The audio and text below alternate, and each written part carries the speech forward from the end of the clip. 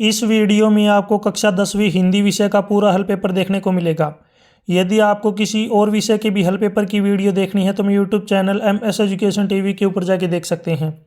यदि आपको PDF download करनी है तो नीचे वेबसाइट दी हुई है, इस वेबसाइट से जाके आप डाउनलोड कर सकते हैं। एग्जाम समय 3 घंटे, कुल अंक 80। नीचे यहाँ पे सामान्य निर्देश दिए गए हैं, इनको आप पढ़ सकते हैं। सबसे पहले देखिए खंड क, प्रश्न 1, निम्नलिखित प्रश्नों के यथा निर्दिष्ट उत्तर दीजिए। इसमें पहला भाग है क, नीलकंठ में समास का भेद बताइए। तो इसमें बहुव्रीहि समास है, ऑप्शन 4 राइट है। क्वेश्चन ख, पुस्तकालय का संधि भेद बताइए। पुस्तकालय का तो पुस्तक प्लस आलय, इसमें संधि भेद होगा दीर्घ संधि। भाग ग, पर्यायवाची शब्द बताइए। दिवस, दिवस का पर्यायवाची शब्द क्या होगा? दिन, ऑप्शन 3 राइट है। भाग घ, विलोम शब्द छाटिए अमृत का। अमृत का विलोम शब्द बनेगा विष। अड, उपसर्ग बताइए। अत्याचार, उपसर्ग वो होते हैं जो किसी शब्द के पहले लगते हैं, तो इसमें जो अत्याचार है इसमें उपसर्ग है अति। भाग च, प्रत्यय बताइए सामाजिक। प्रत्यय होते हैं जो किसी शब्द के बाद में लगते हैं, तो इसमें प्रत्यय होगा इक प्रत्यय। थर्ड ऑप्शन देखिए, जो बड़ा ई है ये नहीं आएगा क्योंकि सामाजिक में छोटी ई की मात्रा है। नेक्स्ट 6, मुहावरे का अर्थ बताइए। चिकना घड़ा, तो इसका होगा निर्जल व्यक्ति। प्रश्न 2, निम्नलिखित प्रश्नों के यथा निर्दिष्ट उत्तर दीजिए। तो इसमें पहला प्रश्न है क, चौपाई छंद की परिभाषा उदाहरण सहित लिखिए। उत्तर, चौपाई एक मात्रिक समछंद है। इसके प्रत्येक चरण में 16-16 मात्राएं होती हैं। चरण के अंत में जगण और तगण नहीं आने चाहिए। समकल के बाद समकल और विषमकल के बाद विषमकल आना चाहिए। जैसे उदाहरण की बात करें, रघुकुल रीत सदा चली आई, प्राण जाए पर वचन न जाई। भाग ख, शब्द व पद में अंतर बताइए। एक से अधिक वर्णों से मिलने से जो सार्थक वर्ण समूह बनता है वह शब्द कहलाता है। जैसे मोहन, खीर, मीरा, खेलना। जब किसी भी प्रकार का सार्थक शब्द वाक्य में प्रयुक्त होता है तब वह पद कहलाता है। भाग ग, उपमा अलंकार की परिभाषा से उदाहरण दीजिए। उत्तर, जहाँ किसी व्यक्ति या वस्तु की लोक प्रसिद्ध व्यक्ति या वस्तु से तुलना की जाती है वहाँ उपमा अलंकार होता है। जैसे हाय फूल सी कोमल बच्ची, हुई राख की ढेर सी ढेर। भाग ग, अविकारी शब्द किसे कहते हैं? उदाहरण सहित लिखिए। अविकारी शब्द जिन शब्दों का रूप परिवर्तन न होता है वे अविकारी शब्द कहलाते हैं। जैसे कल, परसों। क्रिया विशेषण, संबंध बोधक, समुच्चय बोधक, विस्मयादि बोधक और निपात अविकारी शब्दों में आते हैं। प्रश्न 3, निम्नलिखित में से किसी एक विषय पर निबंध लिखिए। ऑनलाइन खरीदारी, व्यापार का बदलता रूप। हरियाणवी युवाओं में बढ़ती विदेश जाने की प्रवृत्ति। आत्मनिर्भर भारत, आदर्श विद्यार्थी के गुण। नैतिक पतन, देश का पतन। प्रश्न 4, विद्यालय त्याग का प्रमाण पत्र प्रदान करने के लिए मुख्याध्यापक को पत्र लिखें। इसी के ओर में है व्यवसाय का महत्व बताने के लिए छोटे भाई को पत्र लिखें। इनका हल आपको कंप्लीट मेरी जो वेबसाइट है उसके ऊपर देखने को मिलेगा, वहाँ पे विजिट कीजिए, आपको इनके सॉल्यूशन मिल जाएंगे। खंड ख, प्रश्न 5, क्षितिज काव्य खंड के आधार पर निम्नलिखित बहुविकल्प प्रश्नों के उचित विकल्प चुनकर अपनी उत्तर पुस्तिका में लिखिए। इसमें पहला भाग है, सच्चा राज धर्म किसे सुखी रखना है? तो इसका राइट आंसर है प्रजा को। भाग ख, राम लक्ष्मण परशुराम संवाद काव्यांश रामचरितमानस के कौन से कांड से लिया गया है? बाल कांड से। प्रश्न ग, बच्चों के शरीर के स्पर्श मात्र से कौन से फूल झड़ने लगते हैं? शेफालिका। भाग घ, बादल के हृदय में किस प्रकार की शोभा छिपी हुई है? तो बादल के हृदय में बिजली की जो शोभा छिपी हुई है। नेक्स्ट है अड, फसल किसके स्पर्श की महिमा है? तो फसल किसके स्पर्श की महिमा है? हाथों के। तो इसमें पहला ऑप्शन राइट होगा। प्रश्न 6, संगतकार मुख्य गायक को याद दिलाता है। तो मुख्य गायक को क्या याद दिलाता है? तो इसका आंसर ये मैं आपके लिए छोड़ रहा हूँ, इसका आंसर आप मुझे ज़रूर कमेंट सेक्शन में बताएं, इनमें कौन सा ऑप्शन होगा। अगर आपको नहीं आता है तो भी आप कमेंट कीजिए, मैं वहीं पे आपको इसका राइट आंसर बताऊंगा। बाकी एक बार ट्राई जरूर करें। प्रश्न 6, निम्नलिखित काव्यांश को पढ़कर पूछे गए प्रश्नों के उत्तर दीजिए। एक काव्यांश है, इसके आपको उत्तर देने हैं। पहला प्रश्न है इसमें, प्रस्तुत काव्यांश के कवि व कविता का नाम। तो इसमें कवि का नाम है सूरदास और कविता का नाम है सूरदास के पद। दूसरा, इस पद का सप्रसंग स्पष्ट कीजिए। तो प्रस्तुत पद हिंदी की पाठ्य पुस्तक क्षितिज भाग 2 में संकलित एवं सूरदास के पदों से लिया गया है। भाग 3, गोपिकाओं को योग कैसा लग रहा था। गोपिया को योग कैसा लग रहा था, कड़वी ककड़ी के समान।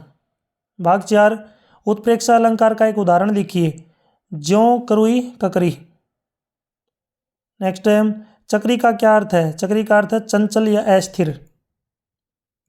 प्रश्न 7, निम्नलिखित काव्यांश का भाव या काव्य सौंदर्य स्पष्ट करना है आपको। इसमें तो यहाँ जो कवि है वो स्पष्ट करता है कि परशुराम बड़े क्रोधित थे और छोटी छोटी बातों पर क्रोधित होते थे। उनकी वाणी अंगारों से वर्षा करती थी। शिल्प की बात करें तो इसमें भाषा, अवधि, छंद, दोहा, अलंकार, अतिशयोक्ति अलंकार का यूज हुआ है। व्यंजना शब्द शक्ति है। वीर रस ओज गुण का प्रयोग हुआ है। प्रश्न 8, भाग क, आत्मकथ्य कविता का मूल भाव स्पष्ट कीजिए। उत्तर, कवि अपने जीवन में किसी के प्रति किए गए प्रेम भाव को जग जाहिर नहीं करना चाहता था। वह नहीं चाहता था कि जिस प्रेम के सुख को उसने पाया ही नहीं और जिसका केवल सपना भर देखा उसे दूसरों के सामने प्रकट करे। वह प्रेम तो उसकी स्मृतियों को सहारा था जो उसे जीने के लिए प्रेरणा देता था। भाग ख, गोपियों के अनुसार राजा का धर्म क्या होना चाहिए। उत्तर, गोपियों के अनुसार राजा का धर्म तो यह होना चाहिए कि वह किसी भी दशा में प्रजा को न सताए, वह उनके सुख चैन का ध्यान रखे। नेक्स्ट है खंड ग, प्रश्न 9, क्षितिज गद्य खंड के आधार पर निम्नलिखित बहुविकल्पीय प्रश्नों के उचित विकल्प चुनकर उत्तर पुस्तिका में लिखिए। इसमें भाग क, महत्व मूर्ति के रंग रूप या कद का नहीं, उस भावना का है, वरना तो देशभक्ति भी आजकल मजाक की चीज होती जा रही है। यह कथन किसका है। यह कथन है हालदार का। इसमें राइट आंसर है हालदार साहब का। भाग ख, बाल गोविंद भगत की प्रभातियाँ कब शुरू होती थी। कार्तिक में। भाग ग, बाल गोविंद कैसी टोपी पहनते थे। कनफटी। भाग घ, मनु भंडारी का जन्म मध्य प्रदेश के कौन से गांव में हुआ। बानपुरा में। नेक्स्ट है अड़, नरकट नामक घास से क्या बनाया जाता था। इसका राइट आंसर है शहनाई। इसमें राइट आंसर ऑप्शन 2। च, संसार में मजदूरों को सुखी देखने का सपन किसने देखा था। लेनिन ने। प्रश्न 10, निम्नलिखित गद्यांश को पढ़कर पूछे गए प्रश्नों के उत्तर दीजिए। इस गद्यांश को आपको पढ़ना है, इससे संबंधी जो प्रश्न पूछे गए उनके आंसर आपको देने हैं। पहला है इसमें पाठ व लेखक का नाम। तो पाठ का नाम है बाल गोविंद भगत, याद रखना पाठ का नाम है बाल गोविंद भगत। अब इसके जो लेखक हैं इसका नाम आप कमेंट सेक्शन में बताएं, ज़रूर ट्राई कीजिए। मैंने आपको पाठ का नाम बता दिया है, लगभग सभी स्टूडेंट्स को आते भी होंगे ये, और इम्पोर्टेंट हैं, याद रखना सभी पाठ और लेखक के नाम आपको याद होने चाहिए। ख, कौन से महीने में अंधेरी रात थी। भादों की। इसमें राइट आंसर है भादो। भाग ग, अंधेरी रात में झंकार किसकी थी। झिल्ली की। इसमें राइट आंसर आएगा झिल्ली की। प्रश्न ग, अंधेरी रात में बिजली की सतह क्या चौंका देता। बाल गोविंद भगत का गाना। अड़, बाल गोविंद भगत के गीत में क्या बोल थे। गोदी में पियुआ चमके उठे संखिया। प्रश्न 11, स्वयं प्रकाश अथवा यतीन्द्र मिश्र का जीवन परिचय देते हुए उनकी रचनाओं और साहित्यिक विशेषताओं एवं भाषा शैली पर प्रकाश डालिए। ये आप मेरी वेबसाइट के ऊपर जाके देख सकते हैं इनका सॉल्यूशन। प्रश्न 12, नेताजी का चश्मा पाठ के आधार पर वह लंगड़ा क्या जाएगा फौज में। पागल है। पागल। कैप्टन के प्रति पान वाले की इस टिप्पणी पर अपनी प्रतिक्रिया लिखिए। उत्तर, यह टिप्पणी उसकी संकीर्ण मानसिकता को व्यक्त करती है। उसके मन में देशभक्ति का आदर करने वालों के प्रति सम्मान की भावना नहीं थी। उसे कैप्टन पर व्यंग्य करने की अपेक्षा उसके प्रति आदर भाव रखना चाहिए था। जो व्यक्ति नेताजी की प्रतिमा में कोई कमी नहीं देख सकता, ऐसे व्यक्ति की शारीरिक कमियों की तरफ ध्यान न देकर उसकी भावनाओं की कदर करनी चाहिए। यह टिप्पणी दुर्भाग्यपूर्ण है, उसे ऐसा नहीं करना चाहिए था। भाग ख, ये कहानी यह भी पाठ्य आत्मकथा के आधार पर स्वाधीनता आंदोलन के परिदृश्य का चित्रण करते हुए उसमें मनु भंडारी जी की भूमिका का रेखांकित कीजिए। उत्तर, लेखिका मनु भंडारी ने अपूर्व उत्साह दिखाया, अपने पिता की इच्छा के विरुद्ध सड़कों पर घूम घूम कर नारेबाजी की, भाषण दिया, हड़ताल की, जुलूस निकाले। उसके इशारे पर पूरा कॉलेज जो है कक्षाएं छोड़कर आंदोलन में साथ हो चला। खंड ग, प्रश्न 13, कृतिका भाग 2 के आधार पर निम्नलिखित में से किन्हीं 2 प्रश्नों के उत्तर दीजिए। प्रश्न क, माता कांचल पाठ का मूल भाव स्पष्ट कीजिए। उत्तर, माता कांचल पाठ में लेखक की बाल्यावस्था का अत्यंत आकर्षक रूप से चित्रण किया गया है।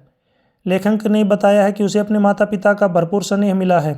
बचपन में कितनी निश्चित और भोलापन था, इसका साक्षात रूप पाठ में देखने को मिलता है। बच्चे अपने खेल में तल्लीन होकर खेलते हैं, वहाँ किसी प्रकार का भेदभाव, घृणा, जलन का भाव नहीं होता। बच्चों की दुनिया की सजीव तस्वीर अंकित करना लेखक का प्रमुख लक्ष्य रहा है, जिससे उसे पूर्ण सफलता भी मिली है। इसी के ओर में साना साना हाथ जोड़ी यात्रा वृत्तांत में गंतोक को मेहनतकश बादशाहों का शहर क्यों कहा गया है। उत्तर, गंतोक को मेहनतकश बादशाहों का शहर इसलिए कहा गया है क्योंकि यहाँ के लोग बहुत मेहनत करते हैं और अपनी जीविका कमाने के लिए संघर्ष करते हैं, भले उनके पास संसाधन कम हो। गंतोक की भौगोलिक स्थिति और आर्थिक गतिविधियों के कारण लोगों को अपनी आजीविका चलाने के लिए कड़ी मेहनत करनी है। प्रश्न ख, साना साना हाथ जोड़ी यात्रा वृत्तांत में लेखिका ने हिमालय के किन किन रूपों का चित्र खींचा, उन्हें अपने शब्दों में लिखिए। उत्तर, लेखिका की पहाड़ी यात्रा गंतोक से युमथांग जाने के लिए आरंभ होती है। वह अपने पूरे दल के साथ जीप में बैठकर यात्रा शुरू करती है। जैसे जैसे जीप आगे बढ़ती है, उन्होंने देखा कि हिमालय का प्राकृतिक दृश्य पल पल में बदल रहा है। अब हिमालय अपने विशाल रूप में दिखाई देने लगता है। आसमान की घटाएं फैली हुई है, घाटियों में दूर दूर तक खिले हुए फूल फैले हुए हैं। लेखिका हिमालय के चमत्कारी रूप को अपनी आत्मा में समेट लेना चाहती है। वह उसे दृश्य के एकात्मक हो जाती है। वह हिमालय को मेरे नगपति, मेरे विशाल कहकर सलामी देती है। हिमालय कहीं हरे रंग का कालीन ओढ़े नजर आता है, कहीं सफ़ेद बर्फ की चादर ओढ़े हुए, कहीं कहीं बादल में लुका छिपी का खेल खेलते हुए सा लगता है। लेखिका को पर्वत क्षेत्र जादू की छाया, माया एवं खेल लगता है, तो कहीं लेखिका उसे देखकर गहन विचारों में डूब जाती है। उससे वह परम सत्य का अनुभव होने लगता है। प्रश्न ग, मैं क्यों लिखता हूँ पाठ के आधार पर बताइए कि लेखक को कौन सी बातें लिखने के लिए प्रेरित करती है। उत्तर, मैं क्यों लिखता हूँ अज्ञेय जी का एक प्रसिद्ध निबंध है। लेखक ने इस निबंध में बताया है कि लेखक की भीतरी व्यवस्था ही उसे लिखने के लिए मजबूर करती है और लिखकर ही लेखक उसे मुक्त हो पाता है। प्रत्यक्ष अनुभव जब अनुभूति का रूप धारण करता है तभी रचना पैदा होती है। अनुभव के कारण अनुभूति नहीं होती, परंतु यह आवश्यक नहीं है कि हर अनुभव अनुभूति बने। लेखक ने अपने द्वारा रचित हिरोशिमा कविता का रचना का उदाहरण देते हुए स्पष्ट किया है कि अनुभव वह भाव जगत और संवेदना का हिस्सा बनता है, तभी वह कलात्मक अनुभूति में रूपांतरित होता है। नेक्स्ट है खंड अड, प्रश्न 14, आदर्श जीवन मूल्य मध्यमा पाठ्य पुस्तक के आधार पर निम्नलिखित में से किन्हीं 4 प्रश्नों के उत्तर अपनी उत्तर पुस्तिका में लिखिए। पहला है क, वर्तमान भारतीय समाज में नारी का क्या स्थान है। उत्तर, वर्तमान भारतीय समाज में नारी का स्थान बहुमुखी और महत्वपूर्ण है। वह केवल घरेलू कार्यों तक सीमित नहीं है, बल्कि शिक्षा, राजनीति, व्यवसाय और समाज के विभिन्न क्षेत्रों में सक्रिय रूप से भाग ले रही है। हालांकि लैंगिक असमानता और सामाजिक दबाव जैसे कुछ मुद्दे अभी भी मौजूद हैं। भाग ख, ज्ञान को कैसे प्राप्त किया जा सकता है। उत्तर, इस संसार में ज्ञान के समान पवित्र करने वाला निश्चय ही कुछ भी नहीं है। यह योग सिद्ध व्यक्ति यानी कि पवित्र अंतःकरण होने पर स्वयं ही इसके आत्मा में पा लेता है। इस ज्ञान की तलाश में मनुष्य आदिकाल से ही रहा है। यह आवश्यक नहीं है कि यह ज्ञान हमें बड़ों से ही प्राप्त हो। यदि हमें अपने छोटों से भी ज्ञान मिले तो उसे प्राप्त करने में संकोच नहीं करना चाहिए। ऐसा ही एक कथा है जिसमें महाराजा जनक छोटे से निशक्त यानी कि दिव्यांग बालक अष्टावक्र से ज्ञान प्राप्त करते हैं। भाग ग, उत्साह पूर्वक जीवन जीने से क्या लाभ मिलता है। नेक्स्ट है, उत्साहपूर्वक जीवन जीने से हमें यह लाभ मिलता है कि हम जीवन के हर क्षेत्र में उन्नति कर सकते हैं। चाहे पढ़ाई में अधिक अंक लाने की बात हो, किसी परीक्षा की तैयारी की बात हो, अथवा अपने लक्ष्य को प्राप्त करने की बात हो, या अन्य कोई भी कार्य हो। यदि हम उसे उत्साह से करेंगे तो हमें उसमें अवश्य सफलता मिलेगी। प्रत्येक कार्य में सफलता के लिए उत्साह का होना अति आवश्यक है, अतः हमें प्रत्येक कार्य उत्साहपूर्वक करना चाहिए। प्रश्न घ, गीता के अनुसार कर्म की सफलता के लिए कौन से तत्व सहयोग करते हैं? गीता के अनुसार कर्म की सफलता के लिए कर्म योग, ज्ञान योग, भक्ति योग जैसे तत्व सहायक होते हैं।